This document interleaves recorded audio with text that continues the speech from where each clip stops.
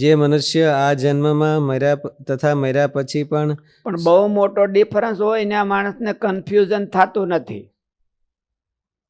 Confusion ક્યાં થાય છે? માઇનર ડિફરન્સ હોય ત્યાં. માઇનર ડિફરન્સ હોય અને એવા 4-5 જણા આટા મારતા હોય ત્યારે એને એમ થાય કે આમાં ક્યાં નિષ્ઠા રાખવી, અને ગડબડ કરી દે. એટલે માઇનર ડિફરન્સમાં માણસનું મગજ છે એ કન્ફ્યુઝન થઈ જાય. અને એ ભલે માઇનર કન્ફ્યુઝન હોય પણ એના પરિણામ બહુ દૂર લાવે. વ્યતિક્રમ થાય એટલે ભલે એની માઇનર હોય તો પરિણામ ન આવવા દે. વ્યતિક્રમ થાય. 2 જ મહાપુરુષો હોય તોય પહેલેથી મહારાજ ધામમાં ગયા પછી જૂનાગઢનું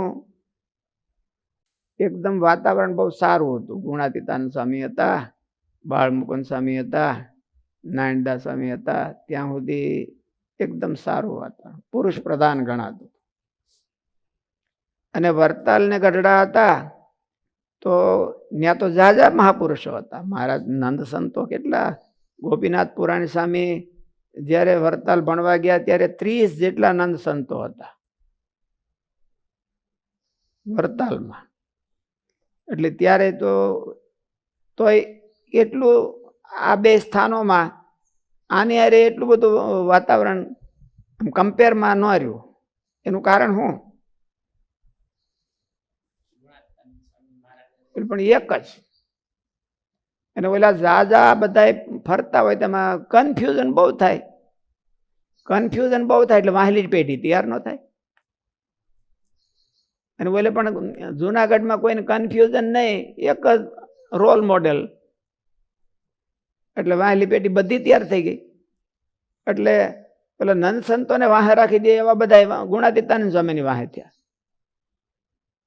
નંદ સંતોને પાછળ રાખી દે એવા બધા થયા. મહાપુરદાસ સ્વામી, બાળમુકુંદ સ્વામી, યોગેશ્વર સ્વામી એવા હતા બધા કે એવા થઈ ગયા. શું કરવાને? કન્ફ્યુઝન ન હોય, એક જ હતું. મહારાજ હતા ત્યારે કન્ફ્યુઝન કોઈ ન હોય, કોના જેવું થવું એમ.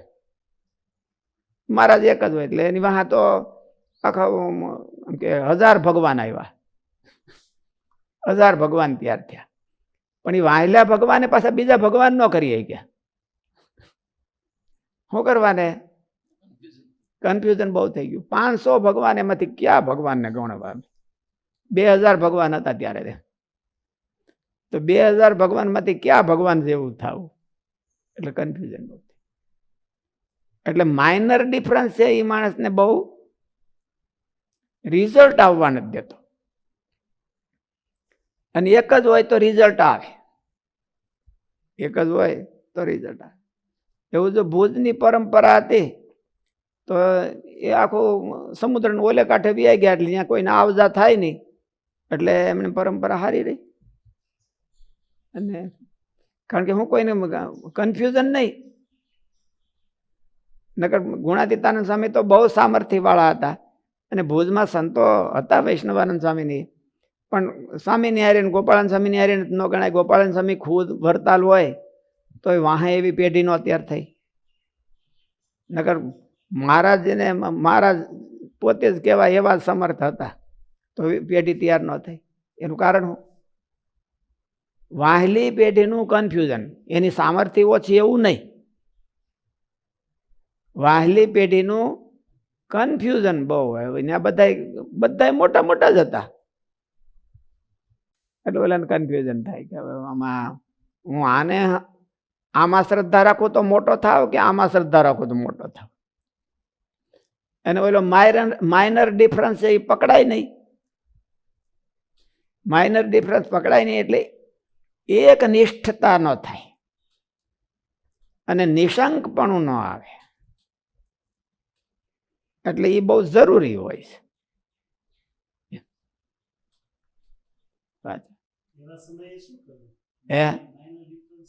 પકડી પાડવો.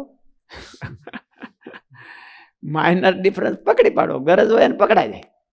આ બુદ્ધિથી પકડાતો નથી, આ ગરજથી પકડાય છે. માઇનર ડિફરન્સ છે એ ગરજથી પકડાય છે.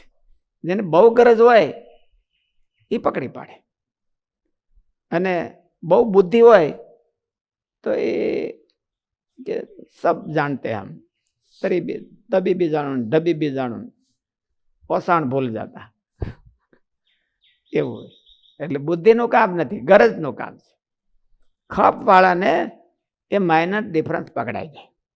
સત્સંગ કરે એટલે પકડાઈ જાય.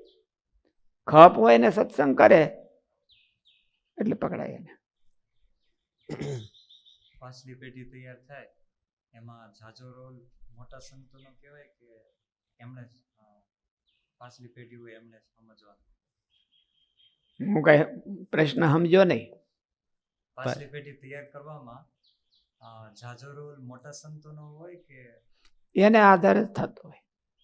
પછી પાછલી પેઢી કરે પણ એને ટાર્ગેટમાં રાખીને કરતા હોય. ગુણાતીતાનંદ સ્વામીની વાહે પાછલી પેઢી થઈ તો ગુરુ મંડળ કહેતા સ્વામી. રામદાસ સ્વામી ને બધા મહારાજના સંત હતા, મહારાજના દીક્ષિત હતા. પણ તોય એ બધા જુનાગઢ હતા તો ગુણાતીતાનંદ સ્વામીનો મહિમા સમજાવતા. તૈયાર આ કરે પણ ટાર્ગેટ તો આ એમ કે રોલ તો આ રોલ મોડેલ તો આ જ ગણાય. એને આધારે તૈયાર થાય. હવને મનમાં એમ થાય કે ગુણાતીતાનંદ સ્વામી, ગુણાતીતાનંદ સ્વામી, અને ઉત્સાહી હોય ને શ્રદ્ધાવાળા હોય તો એને એમ થાય કે સ્વામી જેવા આપણે થાય. ભલે એની હારે હરીફાઈ ન હોય પણ આપણે એમ કે એના ગુણ આપણામાં આવે એવું તો હોય. એટલે એ એક રોલ મોડેલ હોય. કામ મહેનત ભલે આ કરે પણ રોલ મોડેલ આ હોય. હવે વરતાલમાં અને ગઢડામાં હોના રોલ મોડેલ 4, 5, 10, 12 હોય. ત્યારે તો ત્યાં ઝાઝા હતા સંતો. મહારાજને મળેલા નંદ સંતો ઝાઝા હોય તો કોઈ એક રોલ મોડેલ થાય નહીં. એટલે એક રોલ મોડેલ થાય નહીં એટલે કન્ફ્યુઝન ન જાય. એટલે વાહે જે નવું જનરેશન થવું જોઈએ એ ન થાય.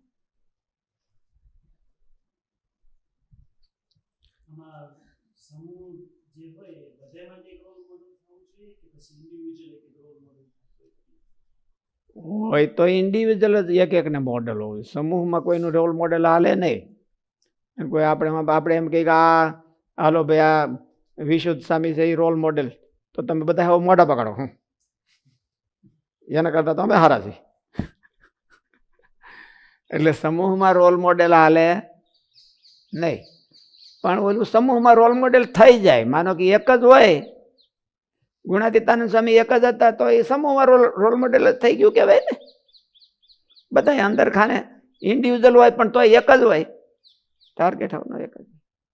પણ જ્યારે ઓલા નંદ સંતો ઝાઝા હોય, મહારાજ હતા ત્યારે તો એક જ રોલ મોડેલ હોય. બધા ભલે ભગવાન જેવા હોય ને ભગવાનને પૂગી વળે ને પૂગીને પાછા વળે એવા હતા બધા. અવતારોની પૂગીને પાછા વળે એવા જ હતા બધા. તો આમાં મહારાજ હતા એટલે કોઈનું રોલ મોડેલ બીજું કંઈ થવાનો સંભવ નહોતો. અને આ એક જ મહારાજ ધામમાં ગયા એટલે એકારે 2000 રોલ મોડેલ ઊભા થયા. એટલે પછી કોઈ માઇનર ડિફરન્સ ભાઈ ગોપાળન સ્વામી શું છે બીજા શું છે એ તો કોઈ માઇનર ડિફરન્સ તો કોઈ ઓલા ગોલકા કરીને બેસી ગયા હોય એટલે એને મગજમાં ઘરે એમ હોય નહીં. એટલે વાહે સમૂહનો તૈયાર થાય. કોઈક એમાં નિષ્ઠા રાખીને બેઠા હોય તો એની નિષ્ઠા થોડીક ડેમેજ થઈ જાય. બોલા ઝાઝા રોલ મોડેલ હોય ને એટલે ડેમેજ થઈ. આમાં તો એકબીજા પુષ્ટિ કરે. હા તું સ્વામીને રાજી કરી, બીજા કોઈને રાજી કરવાની જરૂર નથી તારે. એને કન્ફ્યુઝન હોય તો હું બાળ મુકુંદ સ્વામીને રાજી કરું કે બીજાને રાજી કરું?